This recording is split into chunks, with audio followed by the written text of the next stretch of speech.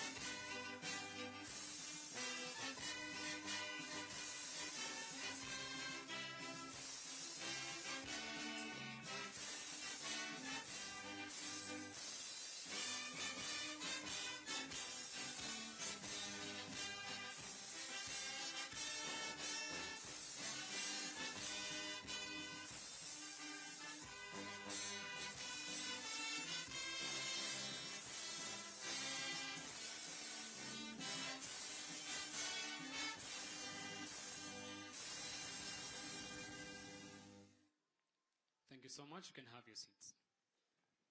All right, at this juncture, I'd like to invite Ibrahim Karanja and Wangeshi, who's here as well. They're going to be moderating the rest of the panels throughout the day. And remember, today, let us make the panels as interesting as possible. Get to ask questions. Let's get to listen. Let us be here with our amazing guests who are here. Asanteni sana kwa kufika mapema. And to all other guests as well, ambao wanaingia ndani, please have your seats. Get your seats. Let us interact. Let us learn. Let us know a thing or two about how we can have sustainable growth across the meat value chain. Once again, karibu sana Wangeshi. Thank you very much. Good morning, ladies and gentlemen. Good morning. This is a great day. And this is the 4th edition of the Meat Expo. My name is Wangeshi Murioki from the Nation Media Group, and I'm excited to be your moderator for the next 3 days. And of course, I will not be alone. I will be with Ibrahim Karanja. Ibrahim. Yes, Wangeshi, good morning. Good morning. Good morning, everyone. Ladies and gentlemen, good morning. I am not feeling the energy here. Good morning, ladies and gentlemen. Tuko hapa kuna nyama, kuna manyama. So I want to hear the energy when you speak. Good morning once again. Yes, my name is Ibrahim Karanja, Nation Media Group. It is an honor to be your moderator for the 4th edition of the Kenya Meat Expo, with this year's theme, driving sustainable growth across the meat value chain. Now, it's going to be 3 interesting days, 3 days of pure learning, and you will leave here an improved person in terms of learning everything that touches on the meat value chain, Wangeshi.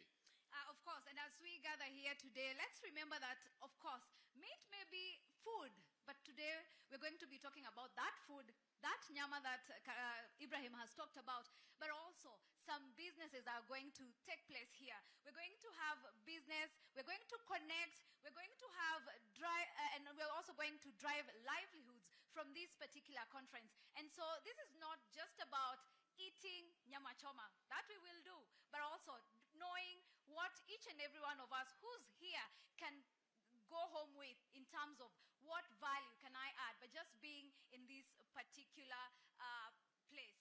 Remember, the theme for this year is driving sustainable growth across the meat value chain. And so today we're going to be unpacking so much. If you're a farmer, if you're a processor, if you are an exporter, if you are an investor, this is the right place for you. And so, Karanja, before I invite you, please allow me to just know by a show of hands where counties are represented. Maybe you can just take around and just know who is here, who's amongst us.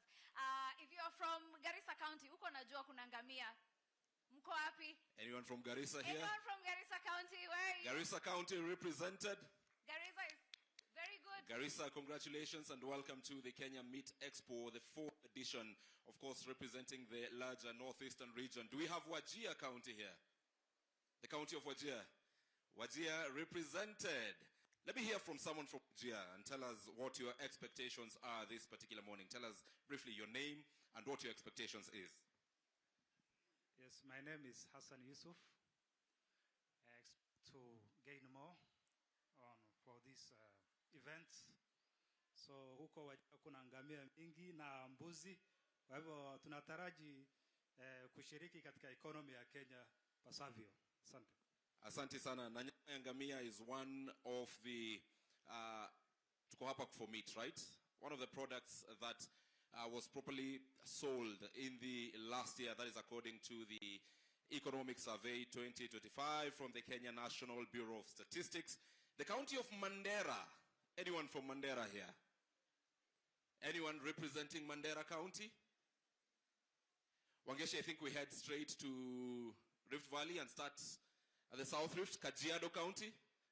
Representation from Kajiado. Do you have anyone from Kajiado County? I can see. Yeah, there are two gentlemen here from Kajiado. 3 gentlemen. Narok County, is Narok County represented here? Feel proud of your county if you are from Narok County. Hello, sir. How are you? What's your name? My name is Davish Ogola from Narok County. Great. Thank you very much, Davish Ogola from Narok County. The county of Kericho. The county of Kericho from the Rift Valley. Bomet. All right. Wangeshi, Northern Kenya. We start from the top. I'm just wondering if people from Mombasa consume meat. Watu wa Mombasa. Mwambao wa pwani. Mko hapa? Anyone from Mombasa? We want to hear from someone on the coast now. If Mombasa is not represented, let's look for Kwale County. Anyone from Kwale? Kilifi? Taita Taveta? Taita Taveta is represented.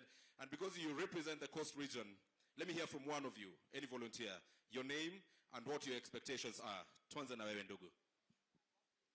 Thank you. My name's Oscar Wadero. I'm from Taita Taveta County. And we've attended this Meat Expo. At least we make sure we go home with some knowledge. Yeah, thank you. You will go home with more than knowledge. You'll take back home to Taita Taveta County more than knowledge. Lamu County. The county of Lamu. Okay, I am very sure we have representation from the county of Marsabit. Great. Here, a gentleman from Marsabit County. Let me start with you. Tell us your name. Tell us what your expectations are before we take the program to Chi. Okay, my name is Tuman Orto. I'm a livestock keeper and also representing FCDC counties from the community perspective and also representing Kenya Fields and the Fodder Lands. My expectation is how shall we are improving, but how shall we improve meat value chain, especially the small stocks where we eat a lot of sweet meats. Thank you very much.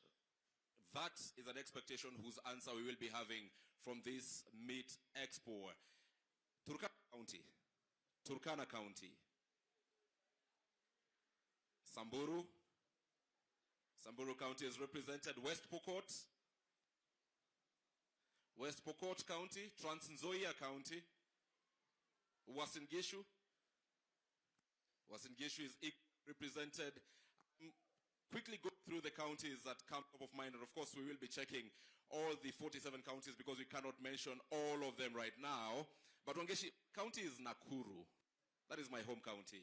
At least you're representing people from Nakuru, but I see there are other people from Nakuru as well. From where you are.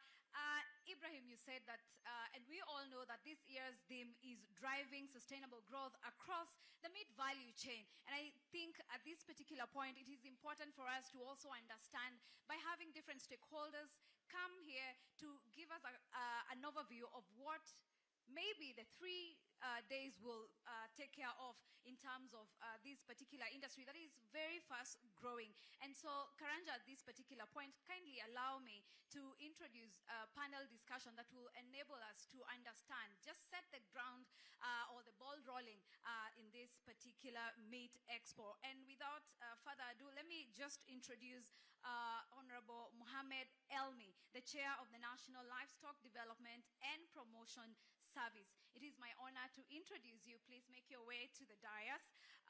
Mr.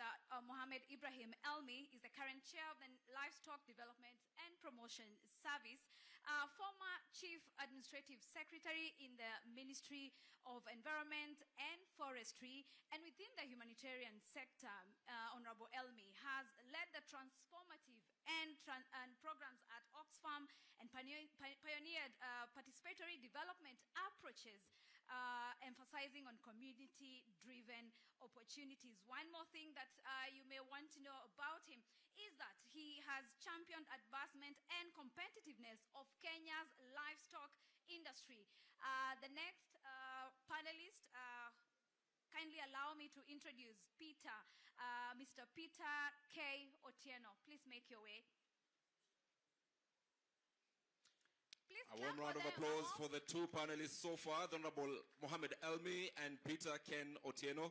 Mr. Peter Ken Otieno is the Executive Director of Reconcile. You may want to know what he's involved in, and Reconcile Conflict Institute, which becomes a major force in the policy and legal research and land, environment, and natural resources governance here in Kenya and East Africa. But Peter goes beyond just directing just one institution. He also serves as a co-facilitator for the rangelands and pastoralist platforms in Africa under the International Land Coalition. He's played a crucial role in empowering communities to secure land tenure.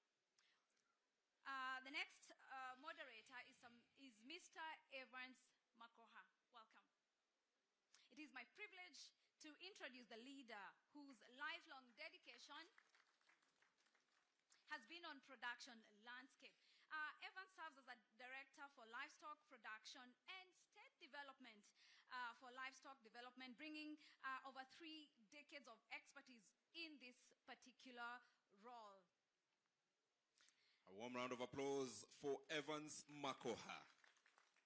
And finally, we have Mr. Mohammed Edli, private sector engagement expert at AU IBA, bringing 14 years of livestock value chain across the Horn of Africa with a focus of de-risking pastoral private sector. Welcome. And finally, it's now my honor to introduce Mr. Ibrahim Karanja, who is my co-moderator from the Nation Media Group, who will be driving this particular conversation on driving sustainable growth across the meat value chain. There are some questions that people may want to have in this particular topic. Thank you. Karanja. Thank you very much, Wangeshi. Ladies and gentlemen, these 4 gentlemen seated here today are gentlemen who will drive value. These are gentlemen who talk to us about the entire meat value chain. And because we said these 3 days are not just about nyama, it's because over the next 3 days, you will expect sizzling debates. Sizzling. Na kuna sizzling nyama choma pale nje as well. New deals, we have a room for deal making. You are an organization, you want to close some deals, we have room for that, and deals in hundreds of millions of shillings. Kenya shillings will be made here today. We also have plenty of bold, meaty ideas to chew on. But let us not forget that the future of meat is not just what we eat, but how we produce it, how we share it, and how we sustain it. And this is why these 4 gentlemen here are joining me right now in this impactful conversation in the 4th edition of the Kenya Meat Expo. Gentlemen, thank you very much for joining us today. And this is going to be a game changer. This is going to drive change.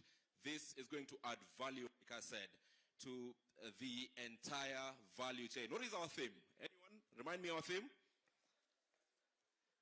Anyone from the audience? What is our theme today? Our theme for the 4th edition of the Kenya Meat Expo is driving sustainable growth across the meat value chain. And I'll start my very first question to all the 4 panelists before I sit. And this question applies to the 4 of you in no particular order. What is the greatest opportunity that you are all seeing right now across this value chain and for this livestock and meat sector in Kenya? Let's start with the Honorable Elmi.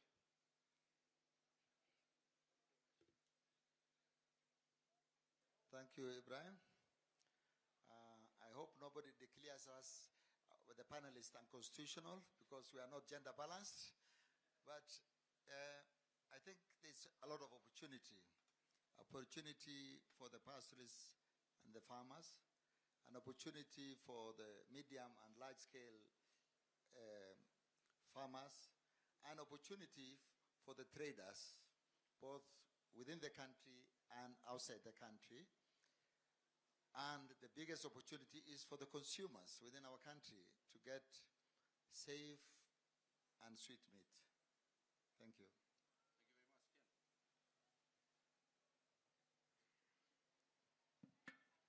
Thank you. Thank you, Ibrahim. I think the greatest opportunity for me that I see now and potentially in the future is bringing this conversation of the sustainable management of the value chain. And I guess the conversation is also going to help us reflect beyond just the meat value chain and look at what other opportunities exist. And more fundamentally is ask and answer the question of where is this meat coming from?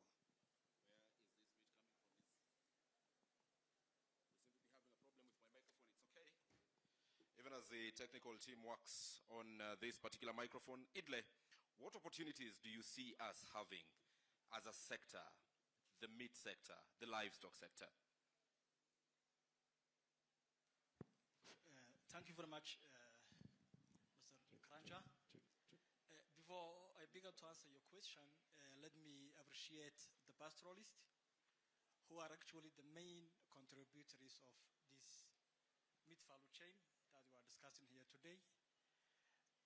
As we all know, pastoralists, they live in the Asal area, that is semi-arid and arid area, which is very dry, harsh environment.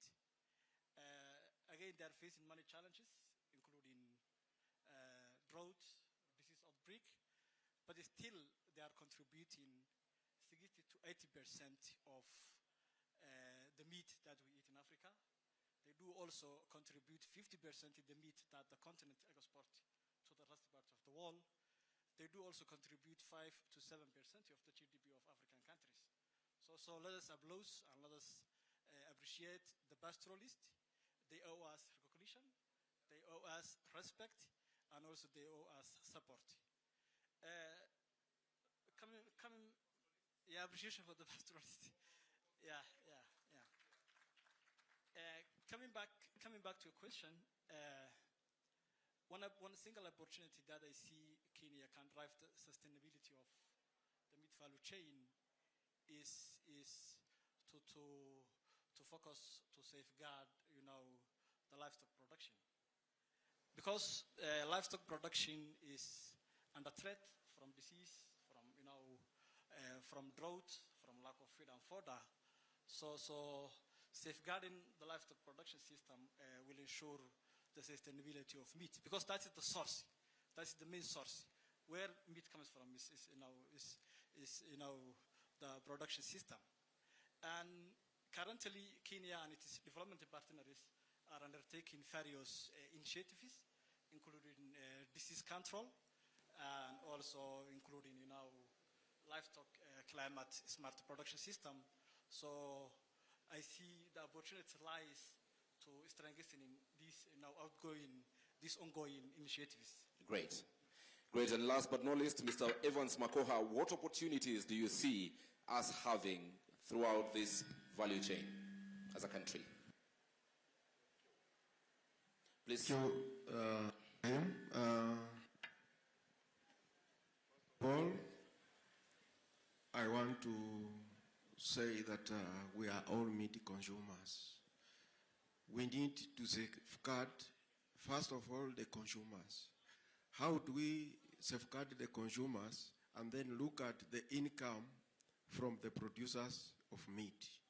We need to look at the livestock identification, traceability, and certification systems, and then link it up with the opportunities that are coming up in feedlots and precision farming in feeding the livestock in the meat industry. That is one of the key issues that I see is very critical. We link it up from the production all the way to the table of the consumers and open up the export markets. Thank you. Thank you very much. And ladies and gentlemen, at this juncture, let me remind all of us that we will be live on NTV. So as you sit, as you engage with us on this 4th edition of the Kenya Meat Expo, be aware that you will be live on NTV. You can actually keep this conversation going across all social media platforms. Use the hashtag the Kenya Meat Expo, the 4th Kenya Meat Expo, or Kenya Meat Expo 2025. So this conversation starts right now. And Makoha, I want to start with you because you are the person who went last. And I want to start from a topic which I know most of these people in the audience want to hear you talk about. You represent the State Department for Livestock. There is the Animal Production Professionals and Technicians Bill of 2023, and there are also other new policy reforms. What shifts in skills, certification, and standards are now taking shape for Kenya's growing livestock industry? And you may want to use this opportunity to also highlight and bring up to speed the audience about that APPT bill. Thank you, Ibrahim. The Animal Production and Professionals and Technicians Bill is a draft at the moment, has not gone through the legal process. But basically, this is a bill, if it goes through, is going to regulate, register the animal production professionals, and also look at the issues of standards in terms of livestock feeds and animal breeding professionals, so that they are all regulated. You are aware that the livestock industry, there are so many players, other than the veterinary surgeons and paraprofessionals who are regulated. The rest of the players in the livestock industry are not regulated as such. So the objective of the bill, if it goes through, will be regulating the livestock professionals. And that this will safeguard the consumers and the producers, so that the producers are able to get the quality feeds and the quality services. And this will also guard against the supply of substandard goods and services, especially feeding the livestock. When we have the professional regulating and giving the standards as far as livestock feeds are concerned, then we are also safeguarding the consumers that they will be getting the quality feeds. Also, the issues of other issues that are coming up, like the traceability, livestock identification and the traceability system, this one is also to safeguard the issues of animal health, disease control in the country, and in a way, it is also going to open up the export markets, because the consumers are keen on where the products are coming from.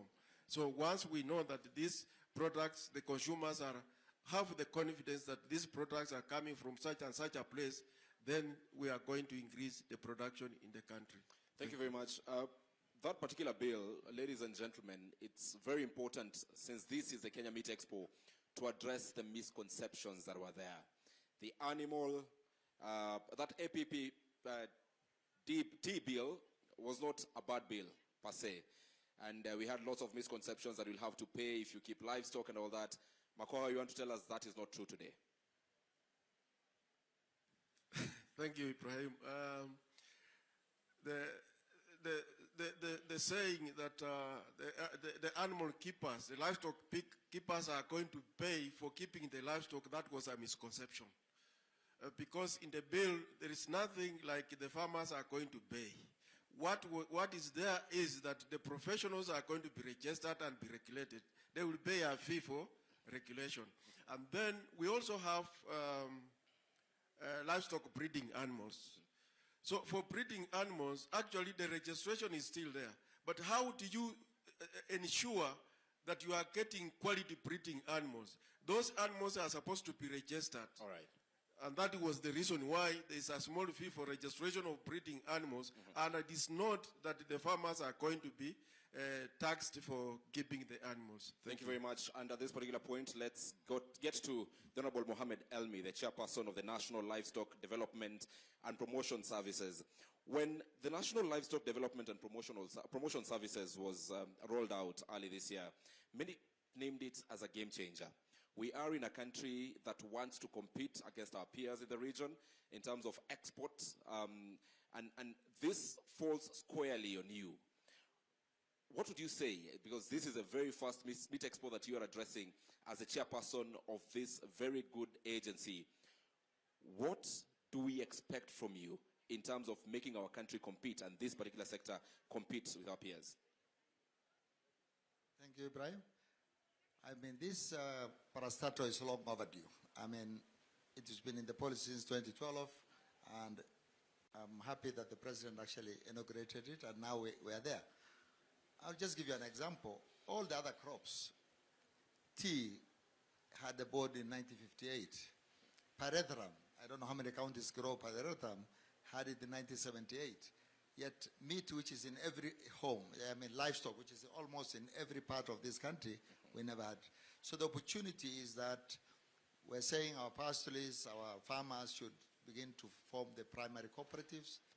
We must then, through which they can receive inputs like all other cooperatives. They can also market their product. The source is known. And for our export, we really, at the moment, anybody can go in and start buying goats and buy camels and things like that. They are not licensed, they are not. We have people coming in with the tourism visa and buying our livestock and sometimes not paying our people. So it's going to be a game changer once we have the whole value chain. I met a friend just here in this expo who says they do the, the technology behind it. We want all our pastors, even if they're nomadic, who move between countries, to be registered. They have their card. If they move from this county to the other county, it shows which county they come from, what money is in their account. They can get water, they can get fodder.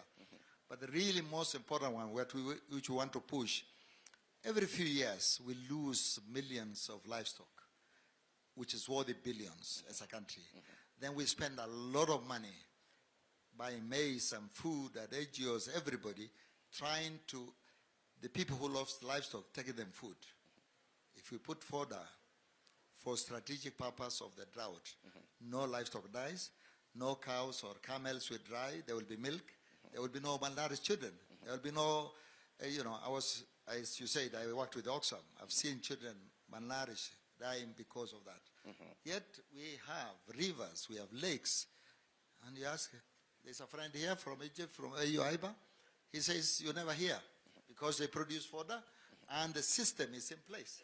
So, as a country, we'll make sure, inshallah, that we have a system where no livestock hours will die, and we have a clear system of selling locally, meat, and also abroad.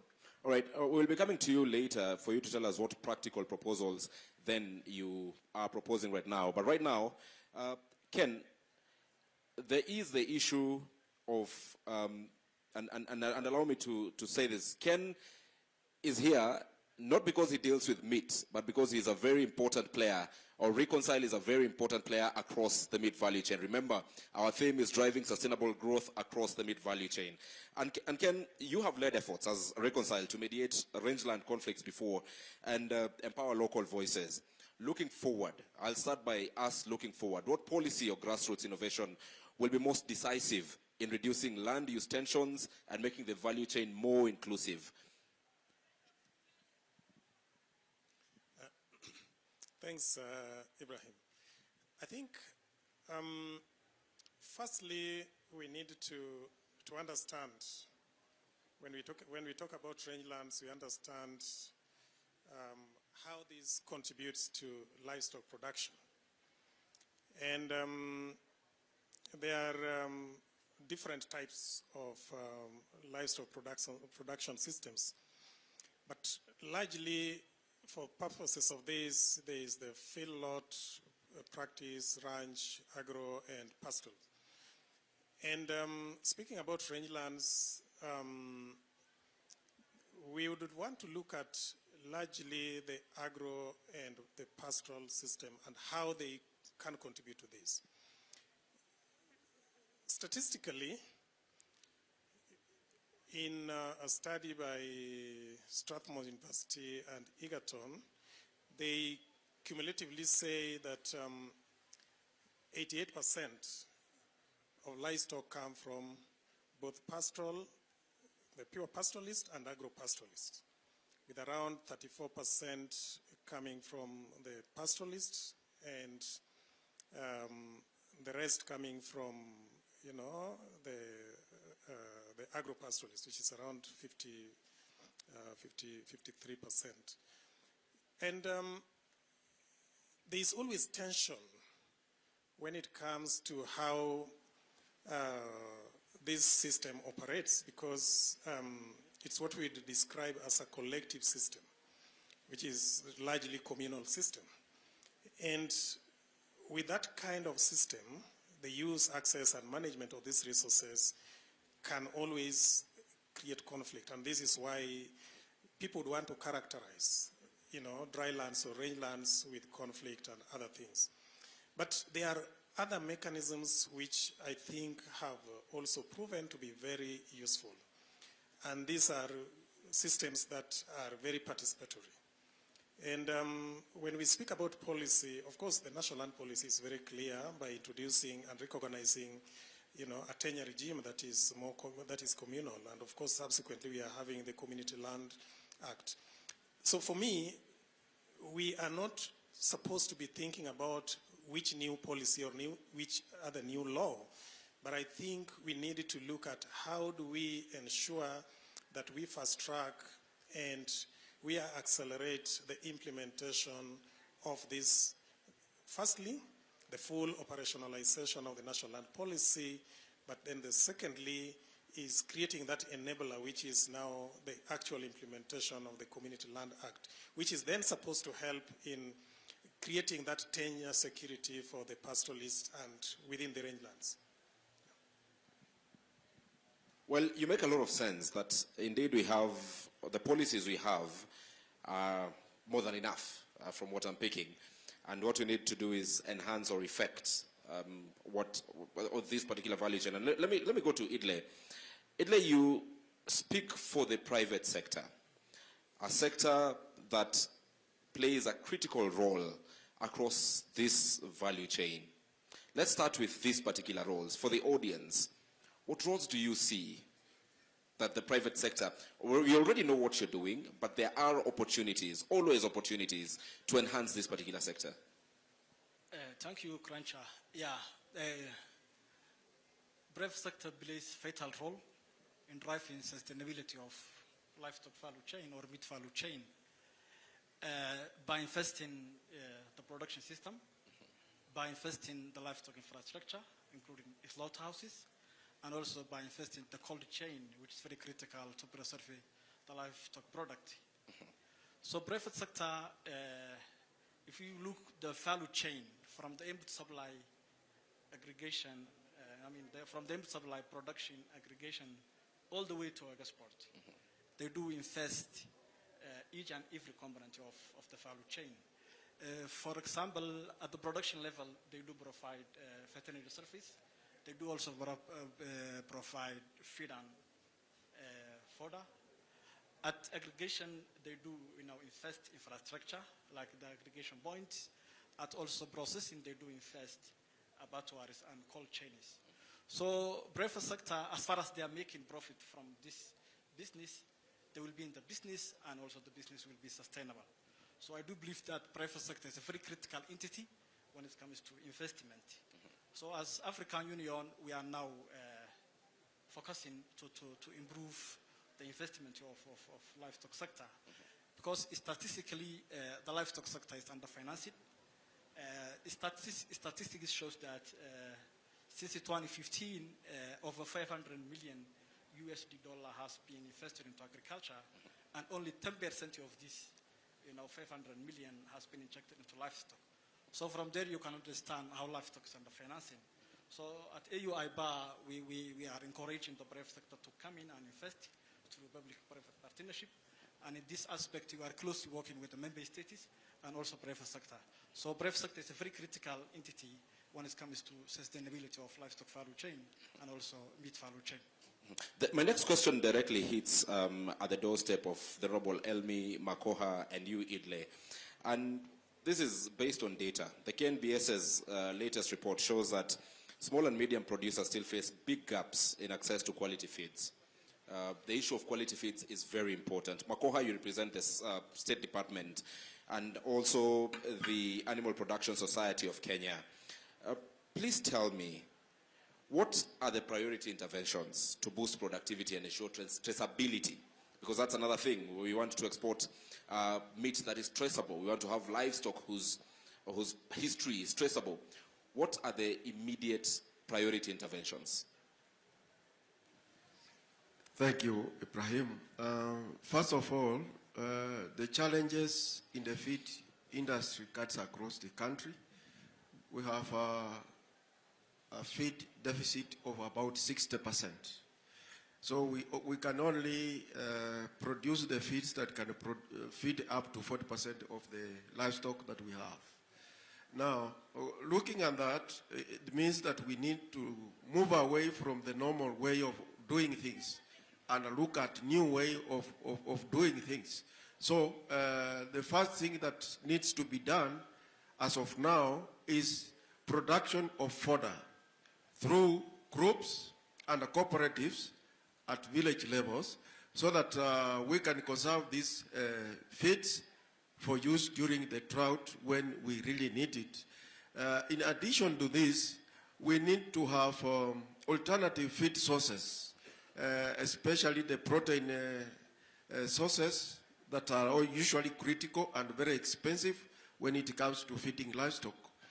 There are ways that some people have started doing production of protein sources using the black soldier fly. We can also look at how can we use the waste to produce the protein to be used in the livestock. That is the circular economy in that industry. In addition to that, we also need to look at making feed blocks that are highly concentrated nutrients that can be used for livestock, especially during the dry period when we seriously need it. Other forms is like production of the azola feeds as a major protein source so that we can supplement the normal feeds that we are having, and that way we can be able to bridge the gap that is already existing in the livestock industry. Thank you so much. Mheshimiwa Elmi, the pastoral communities, and especially in the regions where I would call them the ASAL regions, are the people who are giving us the bulk of our livestock. But then again, they're the people who are facing the greatest challenges in terms of this livestock. I mean, they are exposed in every front, whether it's drought, whether it's floods. We keep seeing these people exposed. And that's why earlier I asked you, what immediate practical proposals, solutions would you recommend to just safeguard and ensure that this region, remember, livestock in the arid areas, like, which make actually 80% of the landmass in Kenya, creates employment for over 90% of the population there. So what immediate proposals would you suggest? I think it's very basic. They have been left to their devices for a long time, and we are saying the technology is there, the level of education is there. Now let's have pastoralists as primary producers get organized. Livestock is the most profitable. I've said this in many forums. If you went to the best islands of ours, go to Nyeri, somebody with 3 acres is a very rich person. Get somebody in Chalbi Desert, which is the poorest land there, with only 30 goats and a donkey, and give them 300,000. Come after 3 years and see who will be rich. Give the farmer and tell him, improve your productivity and give this one that money to buy goats. I can assure you that guy will be. So they have two challenges. One is security and the other one is drought. The drought one, what plan do we have? After we've organized them into those groups, and hopefully everyone, we should have a national fodder bank for drought. So that livestock normally die the tail end of the drought, which is about the last 4 months. It should be available for the farmers to buy at an affordable price, just like NCPB. So they buy and make sure that the animals that would die, the animals who will not die, whichever drought, they are strong enough. Those ones are made sure they are saved. The milking animal, you much earlier, you make sure they don't dry because they have fodder. So no children will be going, as I said earlier, become malnourished. But way before that, we would like to have the rangeland rehabilitated. One of the things the pastoral parliamentary group asked the president is to put a moratorium on creating settlements inside the rangelands, which has now destroyed our rangelands. So, and hopefully that will also happen. So once you have the rangeland rehabilitated, then the next thing is to have a feedlot. So the pastoralists can take, when they want to sell, they take it there for both, quarantine and making sure that they are okay. You can even trace them from there and fatten them for the market. Okay. And you have already bought. So if an investor wants to buy, he has a range of cooperatives who will be producing for what the consumer wants. At the moment, the whole of my family are still nomadic family. They look after those animals. They use it as subsistence. They use it for, they sell when they have a need, and they grow the herd to try to survive the next drought. So once you've dealt with the drought, you will have excess animals that now needs to go to the markets, both locally and outside. And outside the country. Well, ladies and gentlemen, we are live on NTV already, as we had earlier indicated that we will be live, so you can tell friends and family and partners away from this particular place to tune to NTV. And if you are coming to KICC, watching this right now through NTV, remember the entry is free for the 4th edition of the Kenya Meat Expo. I want us to quickly rush through this conversation because we started quite late, and I would want you, Ken, and Idle, to quickly respond to one or two issues. And Ken, projects in particular counties here in the country have shown actually that formalized community governance and secured grazing rights can improve both livestock and livestock productivity rather, and household incomes. Now the question is, how do we broaden this to get to each and every part of the country that needs to formalize such grazing? Thank you. I think another question we needed to try and understand is why are we not there? Because there are things that facilitate this production system, and this is market infrastructure and the people.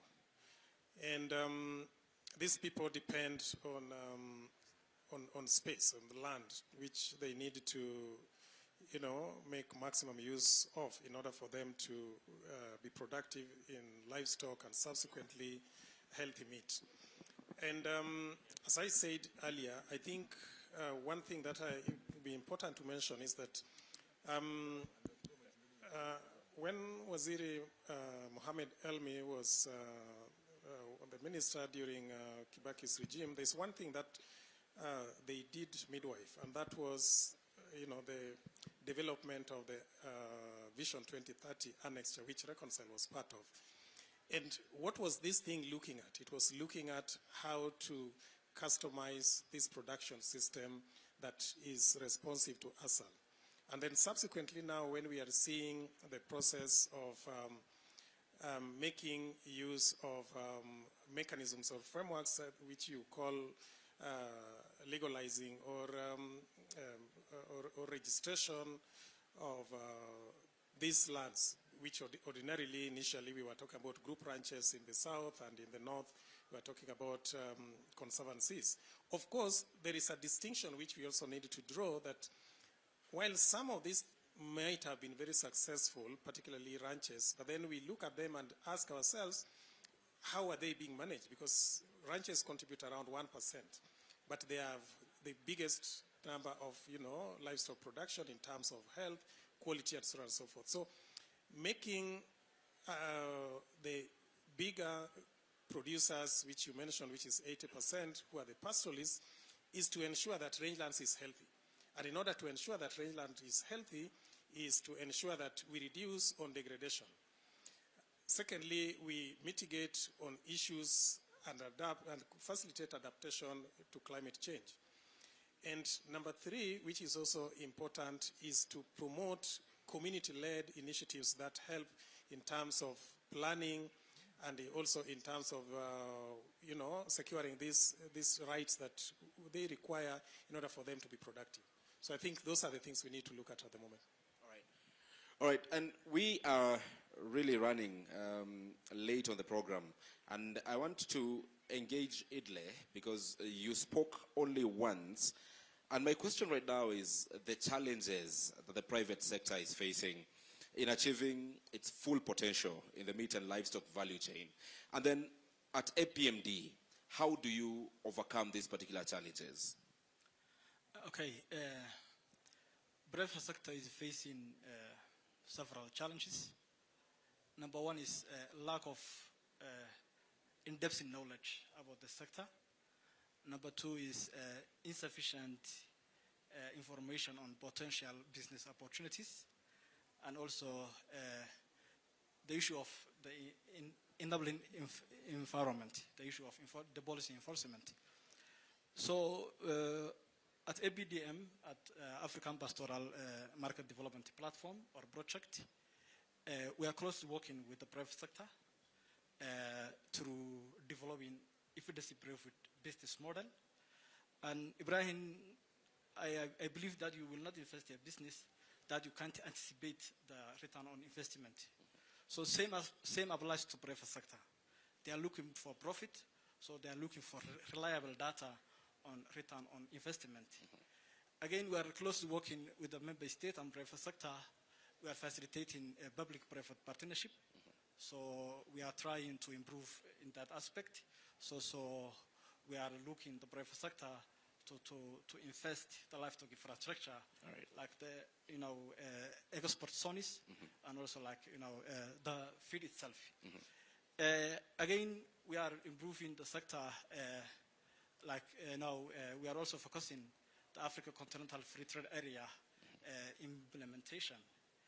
That's AFCTA, and as you know, it's a very big market. It has 1.3 billion consumers. It has also 3.8 billion GDP. So in July, we facilitated a policy dialogue. We brought Somalia, Ethiopia, Kenya to discuss, how to accelerate the AFCTA implementation and also to remove the tariff and non-tariff barrier. So overall, ABMD is focusing to improve the sector through private sector engagement, through data ecosystem and diffusion, and also enabling policy environment. Well, there are lots of conversations that we are likely to have about this sector and the fate of the AFCT, Africa Continental Trade Agreement with the US. But we indicated that this particular conversation would run for 45 minutes. We started the program quite late. We have run right now for about 40 minutes. Gentlemen, I want to pass one last question, which I would request that we answer very, very briefly. And this question is on the way forward. What is the take-home for the ladies and gentlemen sitting here today from your particular organizations in enhancing this value chain? Let's maintain it. 30 seconds, please. Thank you. The first recommendation for me would be putting systems or taking a systems-based approach where we strengthen the resilience of the communities, the producers. And secondly, let's problematize this conversation beyond national debate and regional debate, but let it be a global debate. Take advantage of processes like the International Year of Rangelands and Pastoralists, which is going to be a critical thing next year declared by the UN. So lastly, for me, is to promote participatory rangelands management systems. Thank you, Ken. The Honorable Elmi. And at this particular point, even as the Honorable Elmi gives us his last take, let's welcome the chief guest, the Cabinet Secretary for Agriculture, the Honorable Mutahi Kagwe. A warm round of applause, ladies and gentlemen. We are also joined by the Governor for Kajiado County, His Excellency Joseph Olelenku. Karibu sana, Your Excellency. A warm round of applause. We also have His Excellency Jibril Ibrahim Abdullah, the Ambassador of the Federal Republic of Somalia to the Republic of Kenya. Karibu sana, sir. Karibu sana. And we are also joined by the Managing Director and CEO of the Nation Media Group, that is Mr. Geoffrey Odundo. We call him Jeff. Karibu sana, sir. Karibu to the Kenya Meat Expo. Thank you very much. And a high-level representation that we also have here, Dr. Huyam Sali, Director, AU IBAR. Karibu sana to the 4th edition of the Kenya Meat Expo. And of course, Jose will be taking over the program in a few. But the Honorable Elmi, you were winding up on telling us what you think the way forward should be. And please keep it 30 seconds. As you said earlier, I think working with all the actors within government and outside government, national government, county governments, we should be able to have a very systematic, right from the ward up to where the end results, which is either the consumers in Kenya or outside the country will have a quality and safe meat, and that no livestock of ours should die in the next drought. Thank you very much. Thank Makoha, 30 seconds. Thank you. What I want request the members to take home is one, that we have the greatest challenge on the feeding our livestock. Let us engage the youth in fodder production. Let them use the digital platform to do extension, to provide animal health services and matters of traceability, so that we are able to feed our animals and open up the market for our livestock. Thank you so much. Thank you very much. And last but not least, Idle. Thank you. I would suggest that Kenya is currently piloting ANITRAC, that's the animal traceability system. So I believe that will unlock a premier international market. So enhancing that animal traceability system will be, vital to the sector. And again, Kenya has signed the FTA agreement. Kenya has ratified and submitted its tariff offer under AFCTA.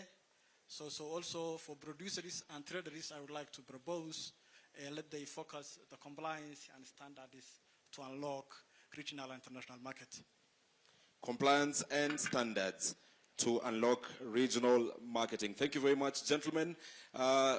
Ken Otieno for representing Reconcile. Thank you very much. The Honorable Mohammed Elmi, and as well as Evans Makoha and Mohammed Idle. Interestingly, he is also Elmi. Thank you very much for joining us in that very insightful conversation. It was short and sweet, right? Short and sweet, 40 minutes. And at this juncture, I want to hand over to my co-moderator, Wangeshi Moriyuki, to take us through the next session of the 4th edition of the Kenya Meat Expo.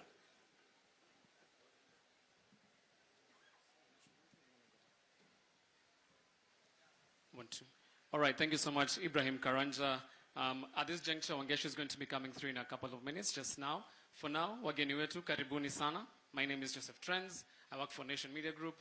Jeff, good morning. That's how I interact with my CEO. How cool is it? Tumpige makofi. He's a cool guy, He's a cool guy. Hey, we're here, but for now, we're going to go back and have our national anthem once again, and the East African anthem. So please be upstanding for the national anthem.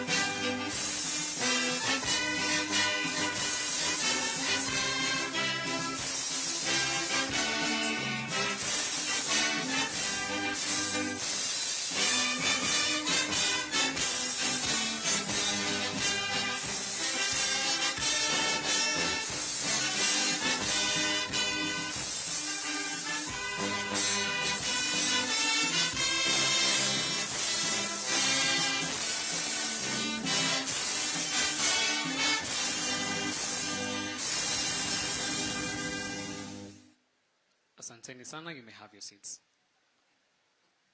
At this juncture, once again, karibuni sana to the Kenya Meat Expo for the edition 2025. And one thing I was telling you guys earlier is that for something to happen 4 years in a row, it means one, it has impact, and secondly, we have more partners coming on board. So please, let's give a round of applause to Nation Media Group for doing this 4 years in a row. And right now, I'm going to be inviting, we have a brief session on climate setting by Maria Mbeneka and Dimant Shah, who is going to be assisted alongside Wangeshi. Karibu sana. Thank you very much. Good afternoon.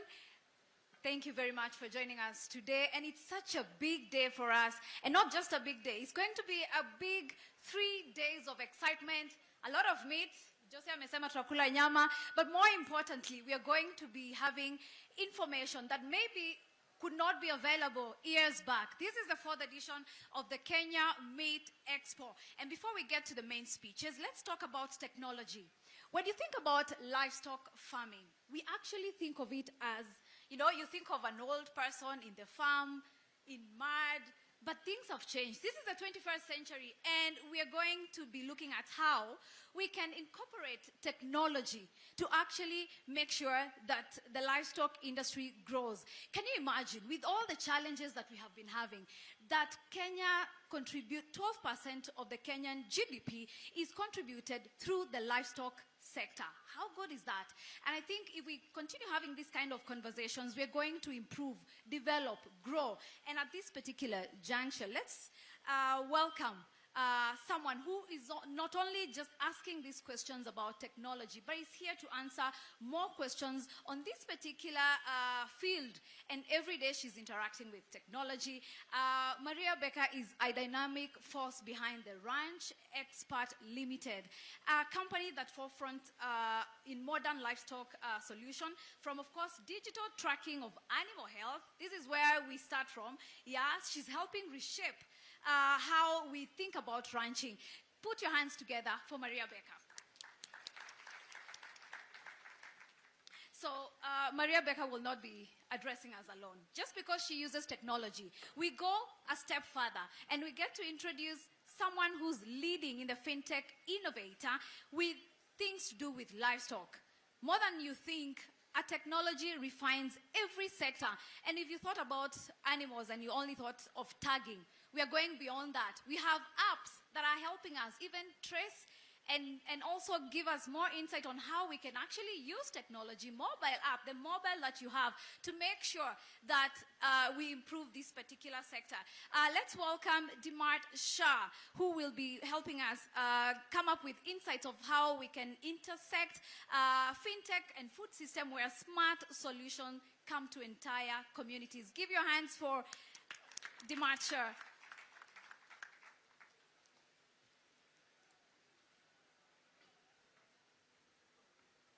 Thank you very much for joining us. I think this will be a very short but very engaging. We will be giving them the opportunity to educate us, not just to have them answer questions, but to help us run through how this particular technology and what they have in particular that they want to introduce to the market so that we can actually enhance productivity and also serve the demand, the high demand of meat in the global market. Karibuni sana. Thank you, Wangeshi. And thanks for having us. My name is Maria Mbeneka. I know the second name is a bit of a mouthful. I'm from Laikipia County, and my background is law, which has transitioned into livestock farming. So as a user of technology, because I'm a great avid promoter of technology, especially in the legal space, I have found as a farmer that technology is actually an enabler. Because it has been able to, this particular application that Dimant